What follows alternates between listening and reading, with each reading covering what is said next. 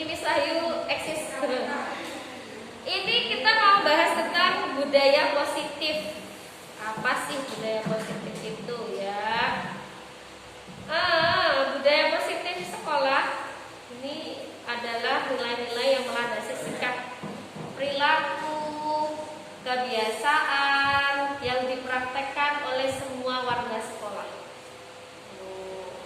Jadi apa nih nilai-nilai yang melandasi sikap, perilaku, kebiasaan yang dipraktekkan oleh semua warga sekolah? Apa contohnya? For example, paling gampangnya cuci tangan sebelum masuk ke kelas, memakai masker. Itu juga termasuk salah satu contoh perilaku atau budaya positif. Budaya positif yang tercipta di sekolah membantu pencapaian visi sekolah impian. Pak Dika, sekolah impianmu apa Pak? Visi sekolah impian Pak Dika yang sekolah yang bagaimana Pak?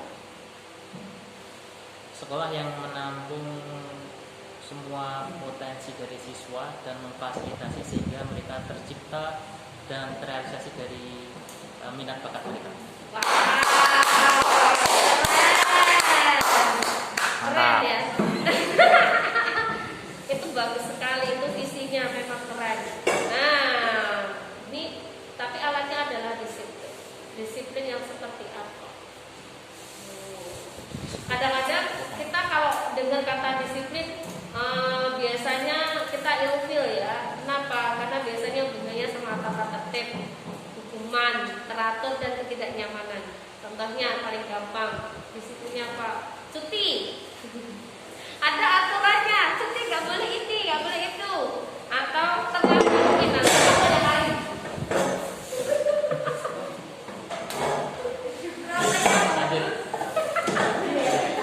Oke, itu termasuk tata tertib. Atau Pak Awet langsung merasa tidak nyaman. Oke ya, disiplin biasanya diartikan sebagai tata tertib, sesuatu yang teratur, hukuman dan ketidaknyamanan. Makanya kalau kita bahas tentang disiplin, we just feel ya, kita nggak suka bahas itu. Atau, nah, kelihatan ya. Kalau misalnya kurang bagus pilih warnanya. Untuk mencapai kemerdekaan atau konteks pendidikan, kita harus syarat utamanya adalah disiplin yang kuat. Tapi disiplin di sini bukan disiplin yang dari eksternal, tapi disiplin yang muncul dari dalam diri atau yang internal. Nah, ini saya tanya sama Pak Gigi, bisakah kita mengontrol seorang Pak Gigi? Jika orang yang kontrol mengizinkan. Gimana kan? Bisakah kita mengontrol seseorang itu tidak bisa, tapi bisa dilakukan kalau yang kontrol itu mengizinkan untuk kontrol. Oke, berarti harus ada permission ya Pak ya? Iya. Bisakah kita mengontrol seseorang? Menurut Pak Gigi nggak bisa, kecuali kalau kita diberikan hak. Ya kan? Benarkah seperti itu? Nah, ini kalau yang sudah pernah belajar di pedagogi pasti tahu nih teori stimulus dan respon. Yang Miss Eni ya? Stimulus dan respon. Miss Dita pernah belajar ini Miss Dita? Oke. Teori stimulus dan respon biasanya behavioristik kalau nggak salah itu. Siapa orang yang lupa misalnya? Hipnosis. Nah ini ada pemikiran bahwa kadang-kadang kita mencoba mengubah orang agar mempunyai pandangan yang sama dengan kita. Tapi benarkah seperti itu? Ternyata kalau sesuai dengan teori kontrol, kita berusaha memahami pandangan orang lain tentang dunia. Bukan mereka yang harus sama kita, tapi kita harus memahami mereka. Ya. Perilaku buruk seringkali dilihat sebagai suatu kesalahan. Tapi kalau menurut teori kontrol, semua perilaku memiliki tujuan. Oke, orang lain bisa mengontrol saya. Hanya Anda yang bisa mengontrol diri Anda sendiri. Ini bisa jadi quotes loh. Hanya Anda yang bisa mengontrol diri Anda sendiri. Anda pengen marah, Anda sendiri yang mengizinkan. Anda mau sedih, Anda yang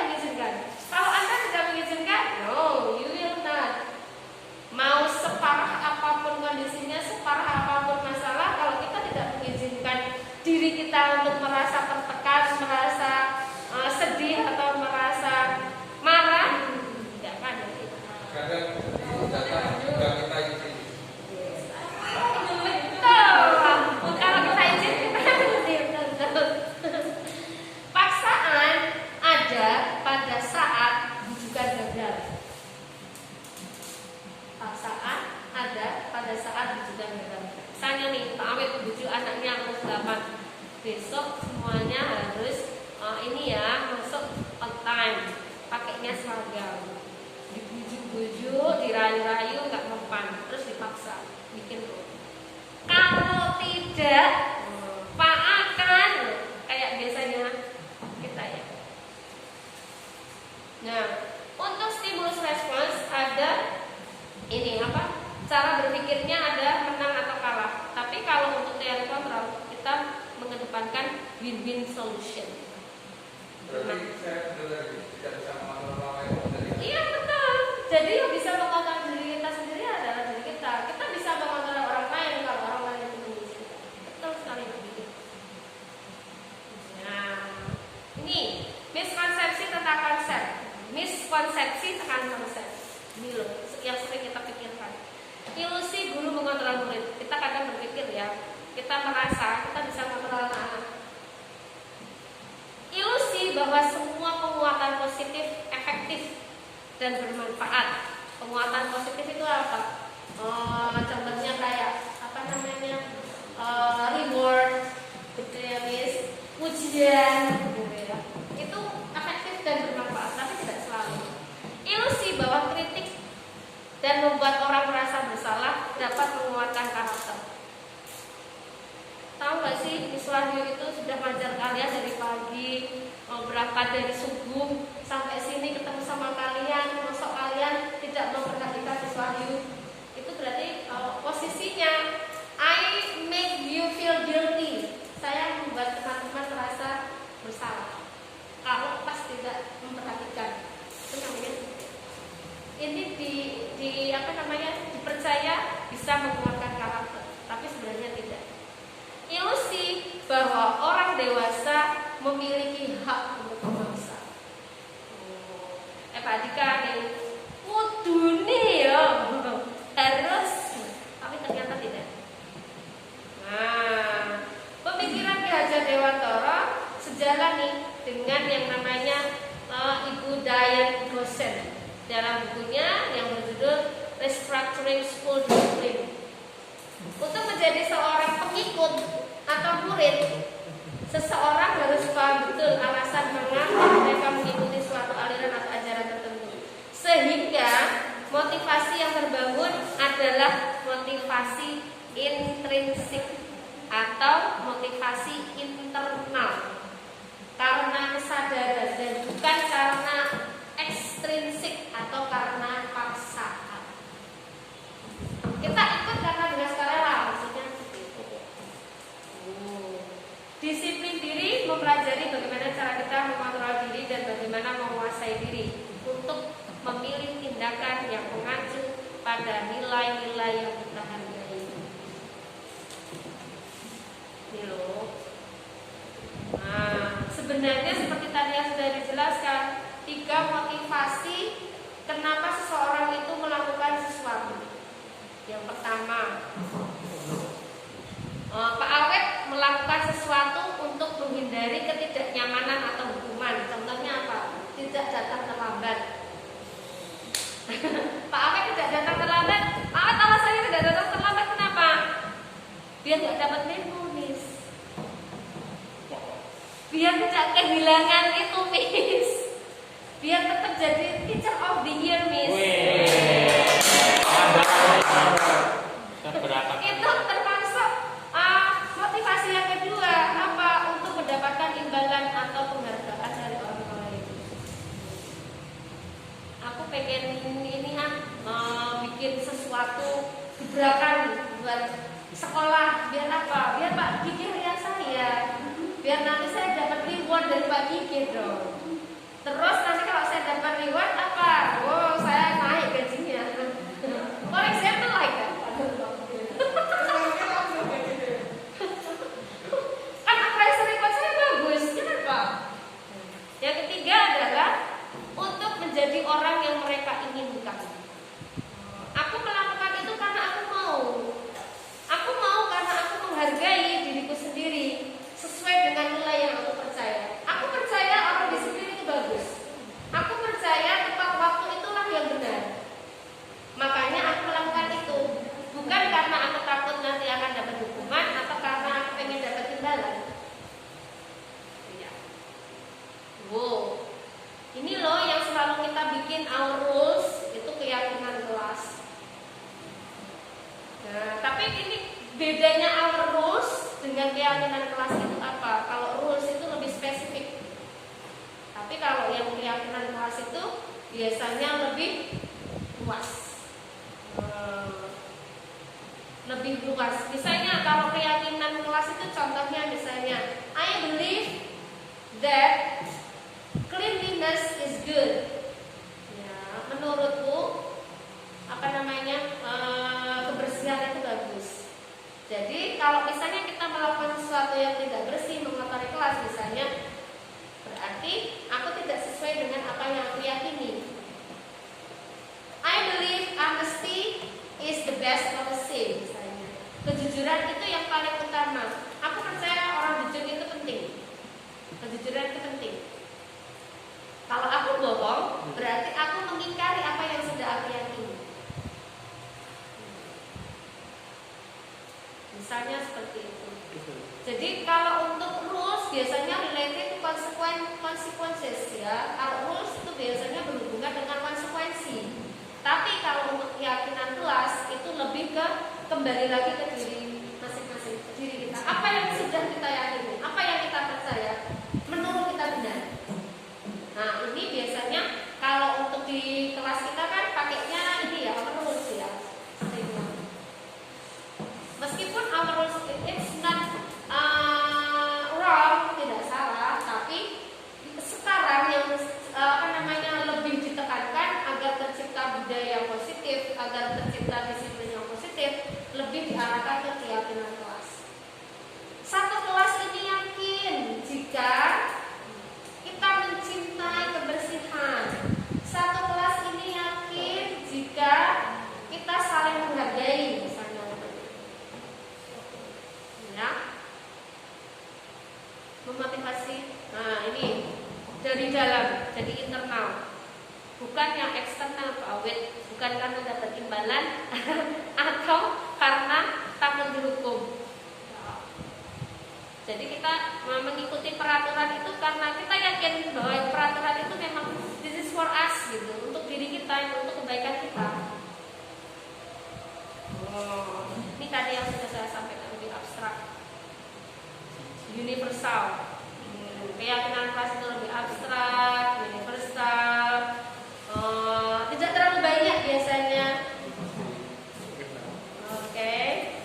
Yang dapat diterapkan di lingkungan yang kita yang ada di lingkungan kita gitu ya. Nih, seperti tadi 5 kebutuhan dasar manusia. Seseorang itu melakukan sesuatu karena ingin memenuhi kebutuhan. Ya, silakan masuk, Miss. Bisa dekatnya Pak Dika. Sini silakan. Ya. Ini Miss, siapa Miss? Oh, ada enggak? 5 kebutuhan dasar manusia. Jadi misalnya nih, ada suatu kejadian, misalnya ya, ada suatu kejadian di sekolah misalnya, Zil berkelahi dengan temannya, misalnya dengan Musa. Mereka memperebutkan sebuah bola basket, misalnya seperti itu. Nah ini terus habis itu Zilnya mukul temennya, ya, mereka rebutan, terus habis itu temennya dipukul. Nah ini kita harus paham, ini anak itu melakukan tindakan pemukulan itu kenapa? Menurut ini Pak dosen tadi ada 5 kebutuhan dasar manusia. Karena dia ingin memenuhi kebutuhannya. Kebutuhan apa? Yang pertama adalah kebutuhan kesenangan. Nah, dia melakukannya karena kesenangan, ataukah karena cinta dan kasih sayang, ataukah kebebasan, ataukah penguasaan. Misalnya ada satu kasus lagi di kelasnya Miss Wahyu misalnya, pelajaran English misalnya ini, dari pagi sampai siang itu dari jam mulai Miss Wahyu masuk, diperhatikan dari tadi kok nunduk terus. Ternyata tidur anaknya. Waktu ditanya, iya miss, aku ngantuk. Kenapa kok ngantuk? Aku harus bantuin mamaku tadi mau. Nah, ini ada beberapa kebutuhan dasar manusia di sini. Ada cinta dan kasih sayang, penguasaan, kebebasan, kesenangan. Nah, ini sebenarnya kalau misalnya ini ada studi kasusnya, ini lebih exciting lagi. Tapi nanti waktunya nggak cukup. Ini kayak yang tadi itu, apa namanya, berkelahi tadi ya, memukul temannya. Apakah karena dia ingin bertahan hidup? Dasarnya karena biasanya kalau untuk yang bertahan hidup itu biasanya berkaitan dengan yang berhubungan dengan kesehatan, rumah, makanan, gitu. Sandang papan, apa itu? Sandang papan. Ya, betul. Nah, ini Pak Dika ini cinta dan kasih sayang, kebutuhan untuk diterima. Iya. Ada banyak loh anak-anak yang melakukan hal seperti ini. Kadang-kadang apa? Cari perhatian. Temennya diusili. Ini salah satunya. Kebutuhan psikologis untuk mencintai dan memiliki kebutuhan akan hubungan dan koneksi sosial. Memberi dan menerima kasih sayang, merasa menjadi bagian dari satu kelompok. Ini yang paling sering ini. Kalau di anak-anak itu temennya tidak diajak ngobrol sama temennya, nggak diajak main begini. Nanti doing something karena merasa tidak diterima, karena merasa bukan bagian dari kelompok itu, merasa tidak satu frekuensi. Jadi biasanya banyak ini kasusnya yang kayak gini. Nih, penguasaan, kebutuhan pengakuan atas kemampuan untuk mencapai sesuatu menjadi kompeten. Kayak Pak Dika sama Pak Awet nih, misalnya kalau misalnya menangani satu kasus, anak-anak ini juga harus dipahami. Ini dia melakukan hal ini karena apa? Ya, memiliki harga diri. Kadang-kadang senggol bacok, kadang-kadang ada ya anak-anak yang memang emosional, temperamental, itu biasanya seringnya berhubungan dengan ini. Butuh diakui, dirinya butuh diakui bahwa dia bisa, dia mampu. Ini wilayahku, ibaratnya gitu ya. Akan kebebasan. Kebutuhan untuk bebas adalah kebutuhan akan kemandirian, otonomi. Misalnya nih, harusnya suruh pakai sepatu warnanya hitam, tapi ke sekolah warnanya warna-warni. Nah, itu pengen bebas mempunyai pilihan. Harusnya ke sekolah pakai seragam, tapi yang dipakai adalah baju model-model, misalnya. Rambut, harusnya potong pendek, rambutnya panjang. Ini kebutuhan akan kebebasan. Ini kesenangan. Kebutuhan untuk merasa senang, bisa kebutuhan untuk bermain, ya ini biasanya anak yang jahil itu, biar merasa dirinya terhibur. Ya, nah, ini kita sebagai guru wajib bisa menguasai 5 posisi kontrol. Apakah ada yang tahu gimana caranya kita mengontrol siswa kita? Ada 5, ini posisi kontrol. Ada 5. Kita memperlakukan siswa kita seperti apa dan bagaimana yang paling tepat. Apakah kita seorang penghukum? Ataukah kita seorang pembuat orang merasa bersalah? Ataukah kita memposisikan mereka sebagai teman? Ataukah sebagai manajer? Ataukah sebagai pemantau? Menurut Miss Laras yang mana ini? Yang paling tepat? Teman. Oke. Besti. Oke, Besti. Miss Dita? Besti Pak. Yang penghukum, membuat orang merasa bersalah,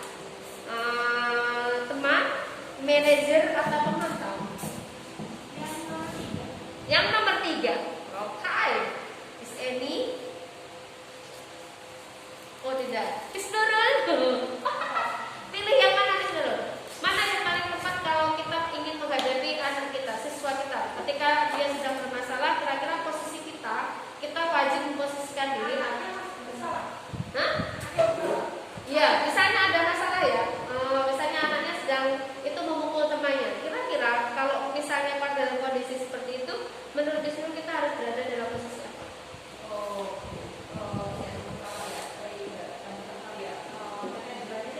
Manajer. Oke, kita cek ya, apakah benar dan apa resikonya.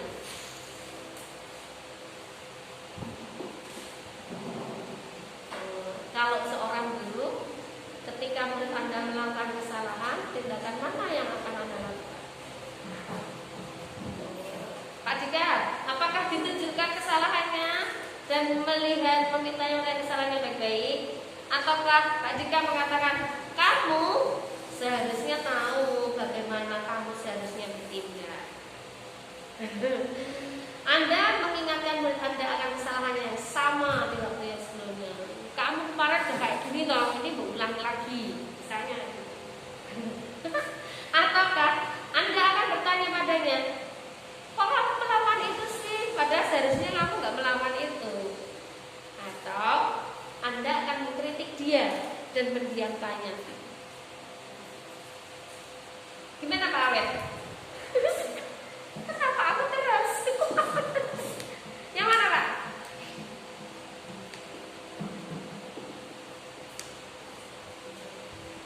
Yang mana ini? Akan dikritik anaknya, kamu itu loh sudah kayak gini, terus habis itu dibiarin, udahlah terserah kamu mau ngapain. Atau bertanya, kenapa kamu melawan sesuatu yang seharusnya tidak kamu lakukan?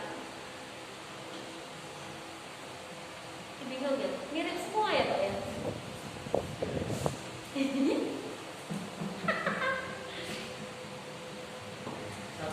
Satu, Anda menunjukkan kesalahannya dan mintanya melihat kesalahannya baik-baik. Ini loh, kamu dulu tidak benar. Ini dia. Oke Pak, kita cek ya. Ayo. Nah, jadi kalau misalnya anak kita ada masalah, anak kita bermasalah dengan orang lain, dengan temannya, itu kita namanya kita ada cara pemecahnya, kita menggunakan namanya istilah restitusi.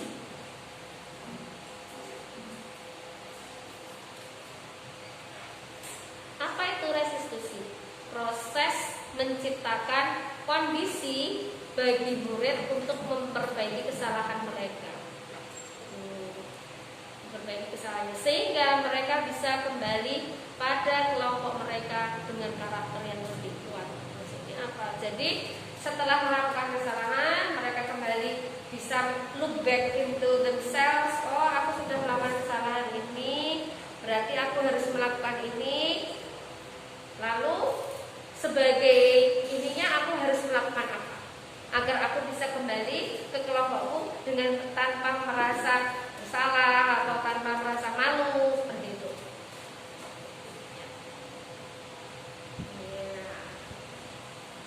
Ini tadi ya, sama ini tahapannya. Nanti ada lebih detail lagi di bawah. Ada 3 tahap restitusi. Dan setiap tahapannya berdasarkan pada prinsip penting dari teori kontrol, yaitu menstabilkan identitas. Apa itu? Nanti akan dijelaskan. Validasi tindakannya yang salah tadi benar yang disampaikan Pak Awet. Menanyakan keyakinan. Keyakinan tadi yang sudah dibentuk ya. We believe that.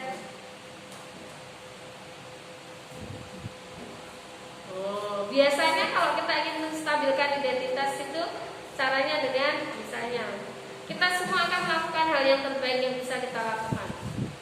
Validasi tindakan yang salah, validate the misbehavior, seperti yang tadi dibilang sama Pak Awet. Semua perilaku itu memiliki alasan. Alasanmu apa? Kenapa kamu melakukan itu? Menanyakan keyakinan. kita semua memiliki motivasi internal. Nah, ini untuk prakteknya. Ini sampai di apa namanya, sebenarnya waktu yang di modul 1.4 ini sangat luas sekali, bahkan sampai ke cara ngomongnya itu kita dikasih tahu nadanya harus bagaimana, seperti itu. Nih, ada segitiganya. Yang pertama, kamu tentu punya alasan kenapa kamu lakukan itu. Awen, kenapa kamu datang terlambat? Kenapa kamu buka sesuatu yang Loh, misalnya ya, adakah cara yang lebih baik untuk mendapatkan apa yang kamu butuhkan? Nih, yang pertama, menstabilkan identitasnya. Iya sih, Pak Dika nih, yang biasanya yang datangi anak-anak ya, misalnya anak-anaknya habis tidak mengerjakan tugas selama 1 bulan full. Iya sih, yang tidak mengerjakan tugas itu nggak cuma kamu kok. Itu namanya menstabilkan identitas. Jadi biar dia tidak merasa kalau hanya dirinya satu-satunya, atau tidak merasa terintimidasi. Dulu waktu bapak masih seumuran kamu, waktu di saya seumuran kamu juga kadang juga tidak mengerjakan tugas. Tapi nah ini, jika memang kamu merasa kesulitan, kamu sebenarnya pengennya gimana sih biar kamu bisa tugasnya bisa selesai? Modelnya gitu Pak. Ini harusnya ada ininya ya, ada apa namanya, ada studi kasusnya ya Pak Gigi ya. Nih, harusnya ada. Next time aja lah nih, nanti teman-teman kecapean dengerin suara saya Pak. Nih misalnya ini, menstabilkan identitas. Contoh kalimat ini sampai seperti ini ya. Berbuat salah itu tidak apa-apa. Sama angin. Gak apa-apa loh nih, berbuat salah itu gak apa-apa nih. Pak Awe juga pernah kok melakukan kesalahan seperti itu. Atau kalau Pak Dika ngomongnya gini, Pak Dika tidak tertarik mencari siapa yang salah, tapi kita akan mencari solusi dari masalah ini. Atau kita bisa kok menyelesaikan masalah ini. Tidak ada manusia yang sempurna. Ya nggak apa-apa, kamu berhak kok merasa begitu, merasa teraniaya.